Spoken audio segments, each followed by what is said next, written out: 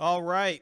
Welcome to the newest episode of Gathol. I have no idea what number it is. I'm not putting them on YouTube, so I don't have a numbering system yet. I They'll think get it's there five. eventually. It's like 21 or something. I don't know. All right. We have one new player. Scott, I would like you to introduce yourself. Tell whatever is important to you to the camera that you'd like them to know. It could be nothing. It could be a bunch of stuff. Whatever. This is your time. And then go ahead and just go right into a description of your character and what people would know about them.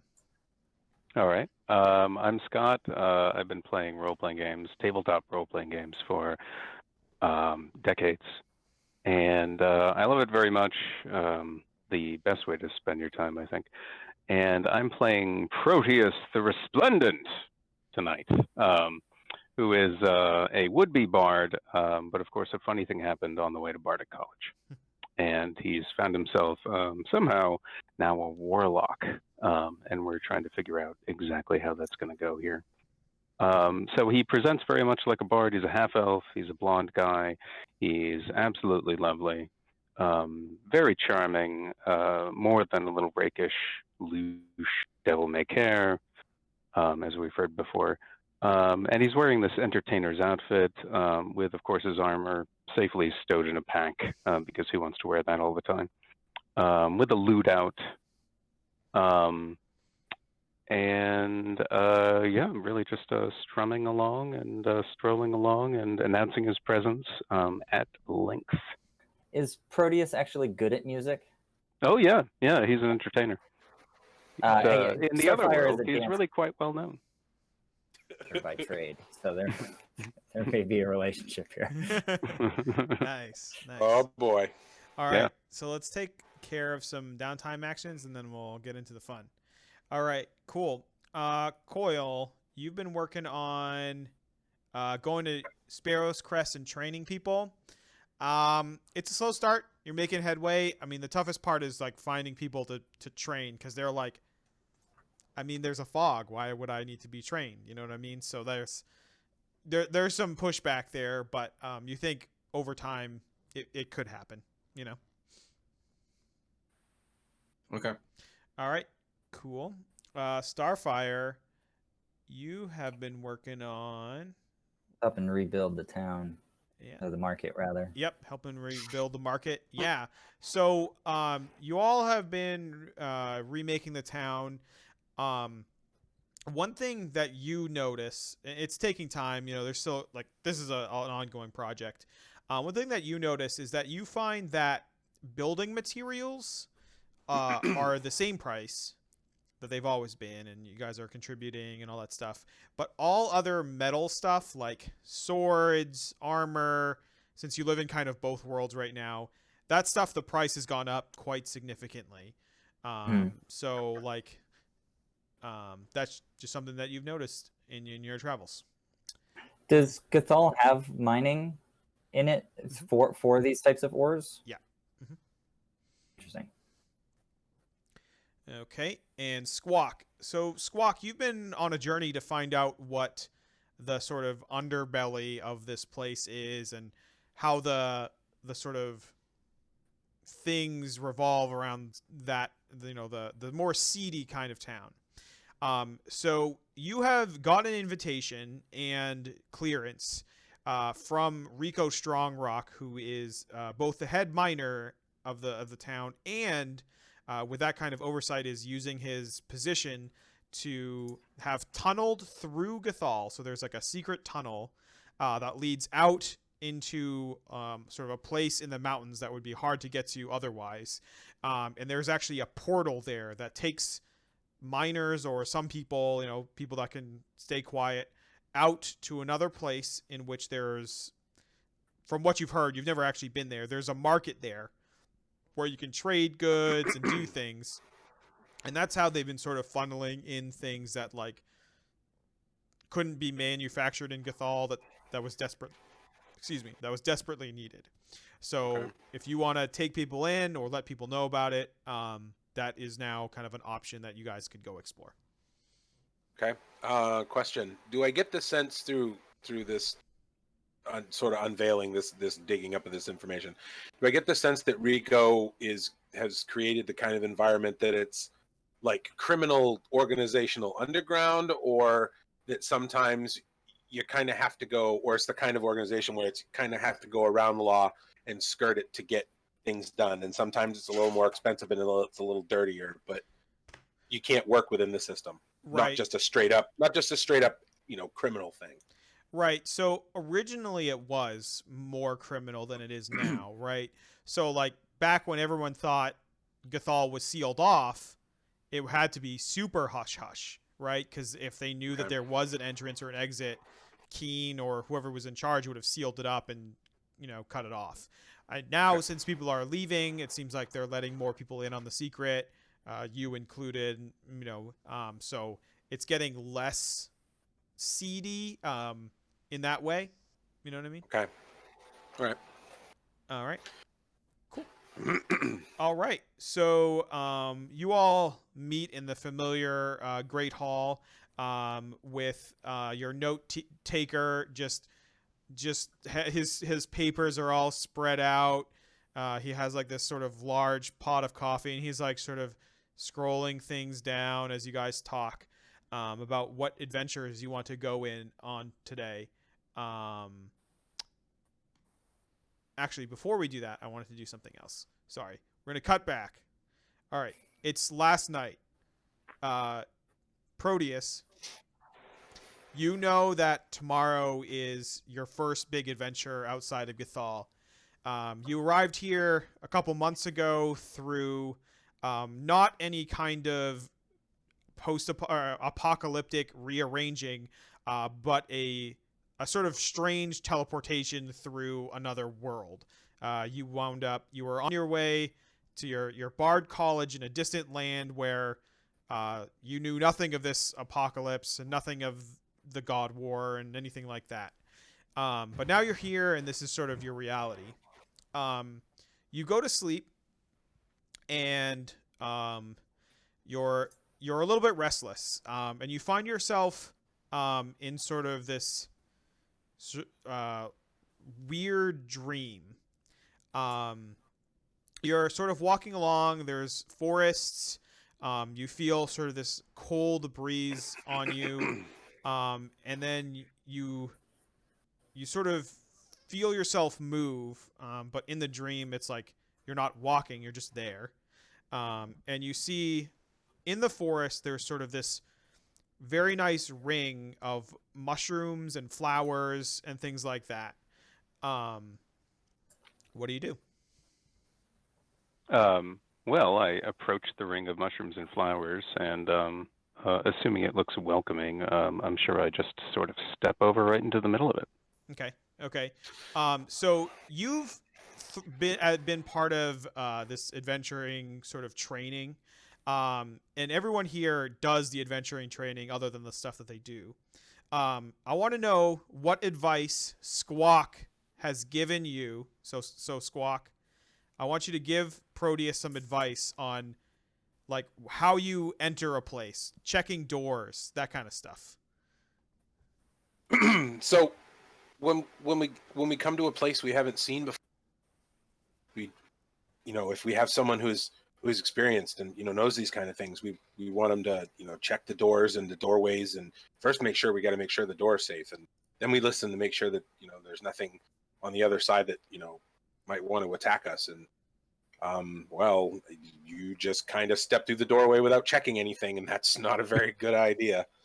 All right, so then we flash back from Squawk saying that to you, just like your boot is like an inch outside of this out of this ring, and then you kind of ease back. What do you want to do? Ease back. Take a breath. And crouch down without breaking the plane. Presumably, it's a closed ring. And start examining the foliage that's making up the ring a little more closely. Make a circuit around it, and look around the surroundings as well. All right, so give me nature or history check with advantage because Squawk is helping you. Okay, so again, this is my first time on Roll20, Yep. so So you have your character I sheet, right? think, well, I mean, I do. Okay, I've yeah. got one. It's very nice. So you want to look at history in that like list of skills. You look at history and nature. You pick whichever one is highest, and then you just click on the word. Okay, got it. Nature. All right, so that's going to pop it in here. And then since you're at advantage, you take the higher of the two rolls. If you weren't at advantage, you would just take the one on the left. Okay. So taking the higher of the two, it's a 13. So with a 13, you look around, and one thing that sticks out to you is that one of the mushrooms are really nice. The flowers are all really nice, but one of the flowers is sort of this like black flower. It sort of stands out amongst the others, and in dreams, the darkness can't shift. Like there's no such thing as dimming in a dream, but you can tell that this flower casts like a shadow. Like it's much darker than the other ones around it. And it's just the one flower. Just the one. Yep. And otherwise, everything else looks universally wholesome, lovely. Mm-hmm. Yep. Okay. Do I have like normal equipment on me? Yeah. So like whatever, since you're sort of in this dream state, whatever you would have on you, like you just think of it and you have it, right? Okay. So I think of the dagger. I pull out a regular dagger, and starting from my side of the ring, I start unearthing just underneath the black flower. I dig underneath the black flower and try to like push it into the circle. Okay, so you're sort of picking it and then pushing it into the circle? Yeah. All right. Yeah, so you push it into the circle and then it vanishes into the circle, like it's just there one moment and then it's not there the next. Now what do you do? Well, I suppose I try listening. Okay. So you're listening, and then you see yourself you're in the Feywild again. You know this place. I mean, you've been through it. You haven't like explored much of it, but you remember that you're there. And like you kind of understand the feeling and sort of that sort of jarring. And all these sort of different these like lights and shapes and things are just sort of flying by you and flying around you. You feel yourself like it's a very out of body experience now. Like you're not centered inside of your body. And you're sort of getting lost in this. Starfire, I want you to describe one of your shows that's sort of the way that it is would help him navigate through all these like crazy colors and things like that. Ha! You thought I was the only one. Yeah, so Starfire shows are a lot of like bright lights and colors and noises and music, sort of all wrapped into one, and sort of mixed in with like a flame and fire show at the same time. And so I'd imagine that the sort of the swirling lights and colors that spray out of my hands can form these sort of directionalities that your eyes would follow, and so as you're sort of falling through the color show here, you're sort of pulled in the same directions that the illusions would take you. Oh, so it's supposed to be hypnotic. Mm-hmm. Exactly. And enthralling. Yeah. Yep. All right. So now that would. Oh, yep. Sorry. Oh, yeah. So now I'm going to need you to make a wisdom saving throw at advantage because Starfire is helping you.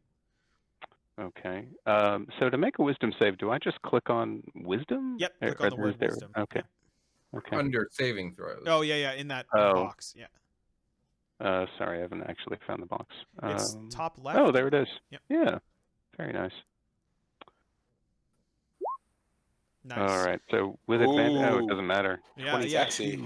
So you feel yourself kind of go through this, and you focus in, and the tunnel sort of, and all these things become a tunnel, and then you're on the other side, and you're in the Feywild, and you're moving along, you're walking, you're sort of enjoying these sights, and then all of a sudden, you see Coil in the distance, like sort of standing there, and there's this road, and it kind of diverges, and Coil's standing at the center looking at you. On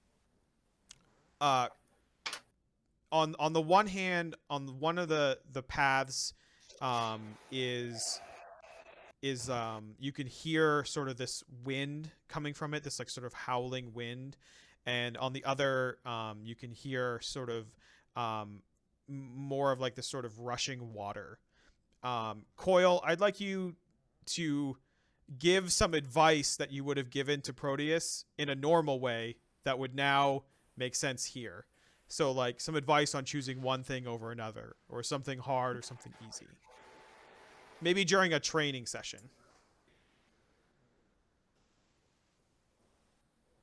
Someday you will see two paths before you. Both paths lead to violence. They are incredibly difficult. The choice may seem meaningless because both paths are so bloody. That is because the choice is meaningless.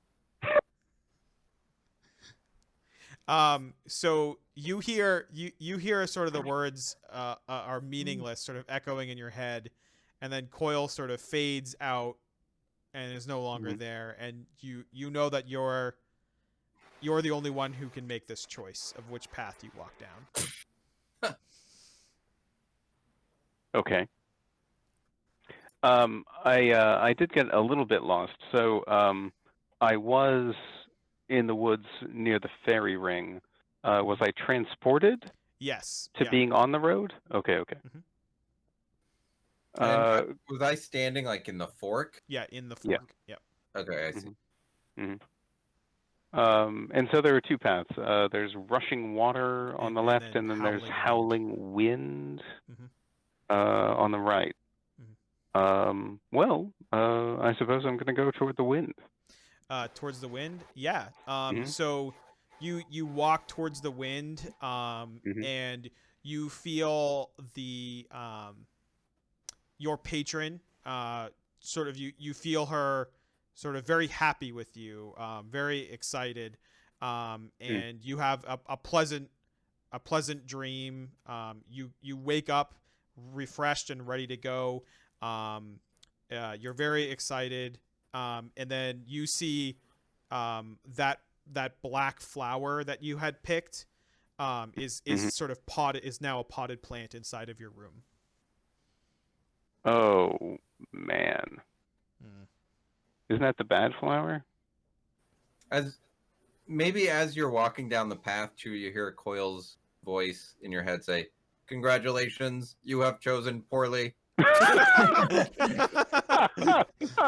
Well, I mean, you get a feeling of air, like breathe, air, sing, Yeah, you get a pleasant dream, so like that's how you feel about it. Like, well, I feel like I did pretty well, and now I have a black flower. Yep. But you could be dead. All right. I suppose. Cool. Yeah. So now we're actually going to move forward a little bit. You've had your breakfast. You've all had your breakfast. Now you're back in the Great Hall, deciding what you want to do for today. I just want to say that Scarfire shows up with a black raven perched on her shoulder. And it's very awkward. Starfire and the Raven are nearly arguing with each other, but so she's got the bird on her shoulder, and she's like, "Oh, come on, shh, I gotta show you. I gotta show you your daddy." And I take him over to Squawk, and I go, "This is Squawk Junior." Oh my God. Here, say hello, say hello, say hello. And then Squawk Jr. says something very offensive in another language. So, are we all in the Great Hall for breakfast? You're sort Like of that meeting kind of there thing? before you head out for the day. You've had breakfast, or maybe you're still having it. But Okay. all right, Well, Squawk. if we're still having it, then I'll actually have the potted plant with me. Oh, This is my new all right. my I new want to friend. hear Squawk's response, and also be careful. Don't cover your face with the mic. Oh, sorry. Yeah. So I'm like, so Kenku speak Orin. Is that just a derivative of bird language, or is it actual bird language? You can't speak any language. Like you understand the language, but all you can do is mimic. Okay, so using what I know of Orin, or what I have learned of Orin, I'm going to tell the bird to mind its manners, or it's going to end up as the feathers for my next batch of arrows. All right. So there's a lot of like inconsistent squawks coming out of Squawk. And then the bird sort of like makes its eyes real wide, then looks at you. Play nice. Play nice. Come on. I was very nice. I'm talking to the bird. I'm talking to Squawk Jr. Be nice. Squawk This Junior. is what I get for teaching you all these words. Oh dear. All right, cool. So go ahead and discuss what you'd like to do, or. Well, it seems like we have a few things we could look into these days. The threat from the witches seems interesting, though. Maybe this is something we should be looking into. Affirmative. I'll also look at Proteus, and I say, assessing threat level. I curl protectively around my flower. I say, threat level, musician. Careful. That might be significant. We haven't seen that one yet. Oh, that's definitely a shirt. That's definitely a shirt. Threat level musician, for sure. And it's just got like a bard picture on it. Yeah, for sure. Yeah, I just shrug, uncurl from the flower. This is Ebony Queen, by the way. So I actually know everyone already then. Yeah.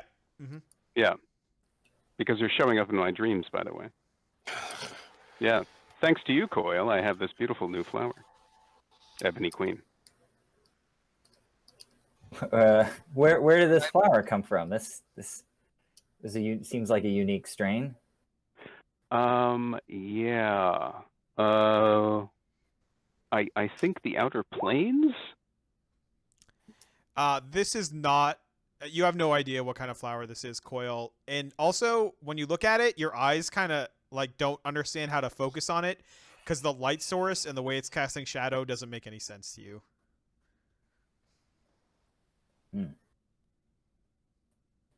But I like it. I had really a lovely dream. I feel fantastic. And I understand I've been assigned to you. So where is it that we're going? I have freshly strung me loot. Well, I think we're northbound today. What do you all think? I'm not asking you. Do you swim? Wait, I'm sorry. Is he talking to the bird? I'm looking to everyone. I'm looking at everyone. Given that I grew up inside of a mountain, I'm gonna guess no. Have you looked at Squawk? I've no idea. Certainly not with the loot. Is there Oh, I some guess- sort of a waterproof bag I could get for this? The trick is not to get in the water. You hear Oh. the note taker he just sort of says, like, under his breath while taking notes, like, none of them can swim. Like,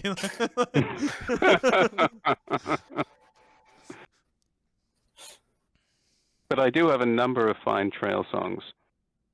I'm not sure I've actually played The Porches of Dorchester for everyone yet. I could start now. Let's save it for Where is Dorchester? Another world, sadly. I'm really quite well known, I'll have you know. Mm. Shall we begin our journey? all right. Are we adequately provisioned already? Yeah, so I don't really like shopping episodes as like a dungeon Good. master. So like Mhm. anything normal that you would have, you can just have. You can, if you want to look through the player's handbook and buy anything extra, just the prices are there. You can just do it. I'll trust you to do it. Anything with metal right now costs 10 gold extra. So if you want to buy a sword, it's 10 plus whatever it is, or armor or anything like that. The other thing is you guys can buy healing potions, and they're 30 gold a piece. That's the only other real thing that you can buy other than the trinkets that are in there. If you you see that little journal tab, up at the top it looks like a little newspaper. Yep. Then all the way down, items for sale, that's like kind of the short list of things that you can buy. Did you roll for your gold yet? I did. Perfect. Body equipment. I think I'm all set. All right. Awesome. Anyone want to buy any potions? There you go. I didn't actually know that the potions were up for grabs. I'll just grab one All right. It's 30 and gold. mark off 30 gold. Yeah. Out of character, Squawk. I don't know if you saw this, but there's some studded leather +1. In the I character was pack. just about to ask if anybody would be opposed to me upgrading my armor a tad. All yours, buddy. And All right, so I will take that. Okay, just remove it from that stash is your guys to control. Okay, so so you're all in charge. just of remove that. it from the stash. Yeah. Should I remove it or should I just say who went to? Remove it. Okay. there's also the cloak of many fashions. That's been there a while. I don't know if you want it, Scott, Oh, or Squawk, or anyone. By a while, I don't know, like a week or two. Yeah, the other team got it, I guess, a week and a half ago, and I identified it last week. Well, I mean, obviously, my character would love that sort of thing. However, I did just start, so I mean, do you think I should wait a bit? Well, the only reason Whatever. I say that is because it doesn't look like anyone else has claimed it. So Oh. I don't. Yeah, it's been Even there though for a you while. even though you just started, I don't think it'll be missed. Okay. And it Well, it If you sounds die- wonderful. If you Your die, we'll character. loot it. Yeah, excellent. I get Is off there my a- cold dead corpse. is there a list of potions? Oh, you can only buy the healing potions right now. There is no Okay, healing there's potions. no other. All That is a choice you guys could have made, but did not. right. That one, that choice. I got you. Okay. So where was the cloak that was in shared stash? Yeah, it's Yep. in shared stash. Yep. Okay.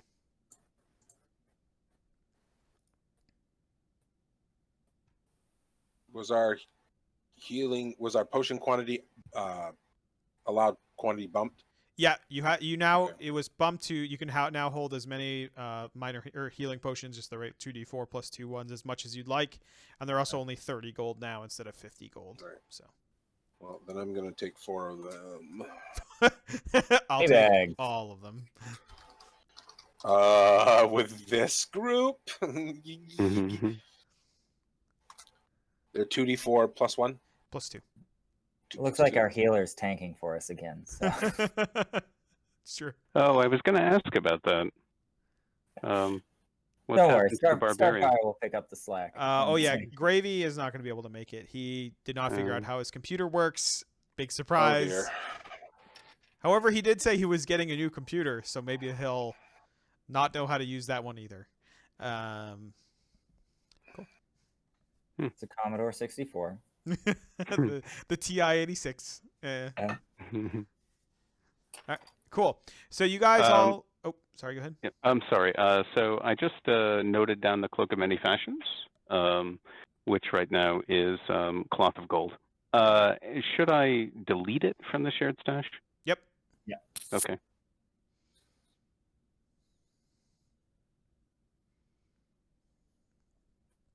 All right. Oh, Cool. So you all head out. You arrive like here-ish to the sort of coastline.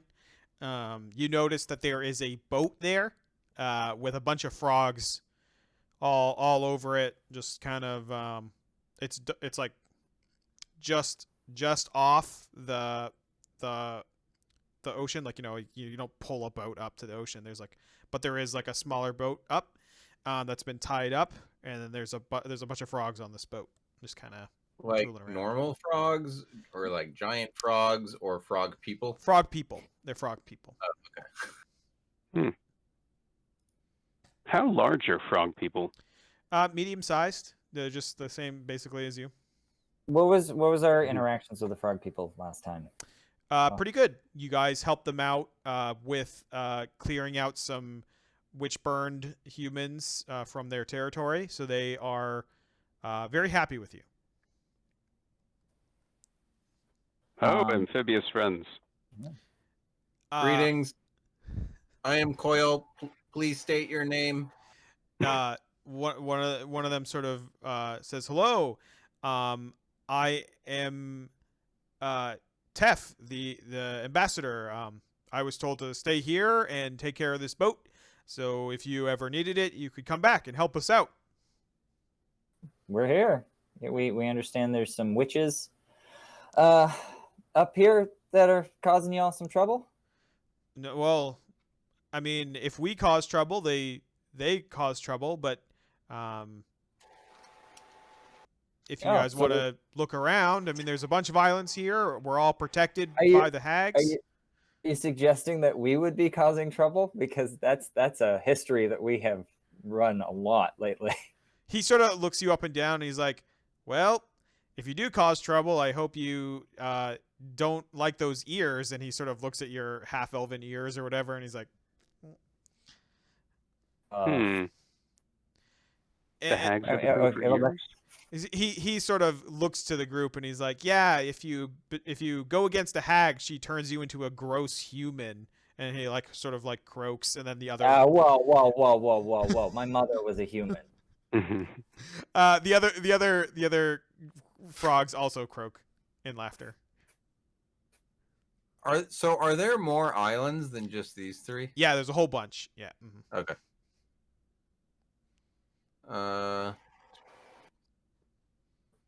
So is it the case that the frogs are happy with this arrangement? I mean, are you satisfied having your freedom impinged by the nasty hags? Well, I mean, we live on the island. We have to pay them every once in a while. Taxes are taxes. But they protect us from. And then he like points up at the sky, and then sort of the camera pans up at the sky, and there's like this sort of aurora borealis that's just bleeding, just blood out of the sky, and like sort of just really confusing sky, basically. What? There's a lead on that one. That must be the War of the Heavens. Good God. That seems like a big deal. That seems like maybe y'all are good here. Is there another island? Perhaps we could take up residence in. Yeah, there's a whole bunch of islands out there. They're mostly lived on, but feel free to explore. It's your boat. We're just keeping track of it for you because you all helped us out. The hags protect you from the Heaven War? He nods. Anyone who pays them, they protect. Huh. Maybe we should be paying them. How much are dues? It's different for everyone. I don't know the specifics. You'd have to talk to our leader about that. But from what I know, it's different for everyone.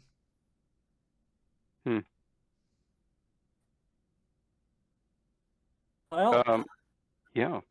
Like, and what do y'all? What like do you all? I don't think we pay the same as that weird island with those floating eyeballs. Floating eyeballs, you say? That does not sound good.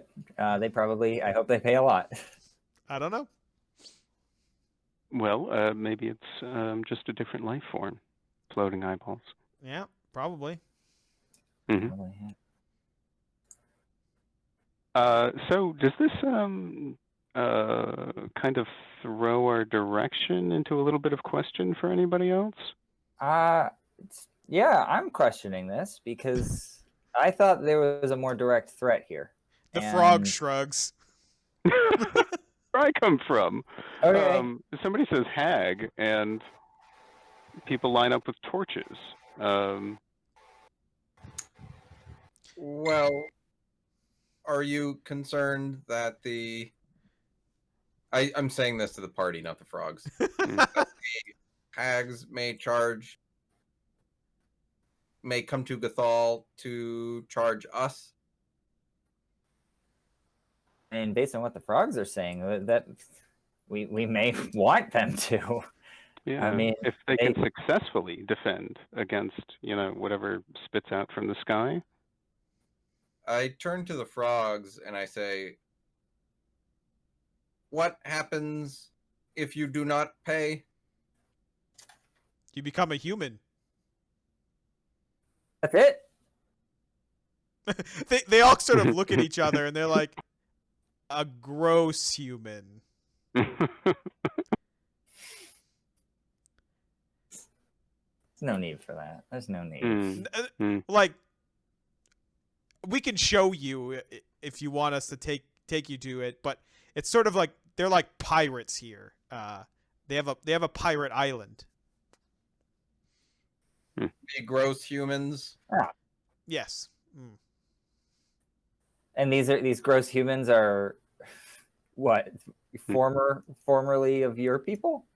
Some of us, some of the skeletons, some of the other things that live here. Skeletons became humans? That sounds like an upgrade. Oh. They're like, he sort of was like, you would think so. Yeah.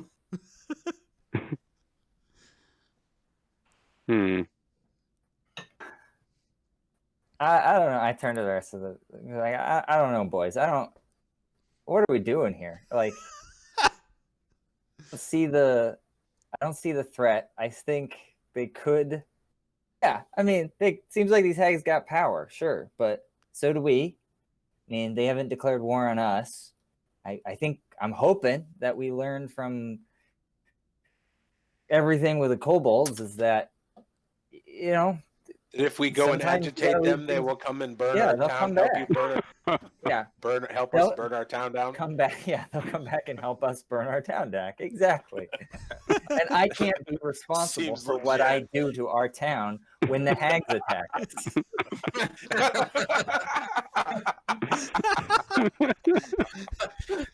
There it is. There it is. Starfire's savior and destroyer of Gathol. Coil nods knowingly. The frogs all exchange glances like, what the? I feel like there's some really good self-awareness going on right now. Yeah, Starfire has definitely been on a self-reflection tour. I'm a little smarter, a little wiser now. Yep. Mm-hmm. Carries a fire extinguisher. Well, part of the mission, I guess, that we're supposed to have is exploration.